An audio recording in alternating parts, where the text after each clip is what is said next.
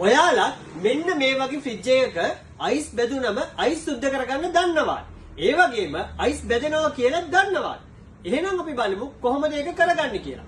මෙන්න මේ වගේ ෆ්‍රිජ් එකක මේ ඩීප් ෆ්‍රීස් එකේ සාමාන්‍යයෙන් අයිස් බැදෙනවා. අයිස් බැදුනම ඕගොල්ලන්ට තියෙන්නේ සාමාන්‍යයෙන් මෙන්න මේ තියෙන බටන් එක. මේ තියෙන රතු පාට බටන් එක. මේක සාමාන්‍යයෙන් දවස් 3කට සැරයක් ඔබන්න තමයි තියෙන්නේ. ඒක එබුවම ඕගොල්ලන්ට මෙන්න මේකට මේ තියෙන්නේ මෙන්න මේකට වතුර ටික අයිස් දිය වෙලා ඒකට එනවා. ඒකට වතුර ටික ආවම මෙන්න මේක අරගෙන විසික් කරගන්න තමයි තියෙන්නේ. ඒ කියන්නේ මෙන්න මේ ෆ්‍රිජ් වල සාමාන්‍යයෙන් නෝමල් ෆ්‍රිජ් වල වගේ අයිස් බැදෙන්නේ නැතුව තියෙන්නේ නැහැ. අයිස් බැදෙනවා. අයිස් බැදුනම තමයි අර මෙන්න මෙතන තියෙන රතු පාට බටන් එක ඔබන්නේ.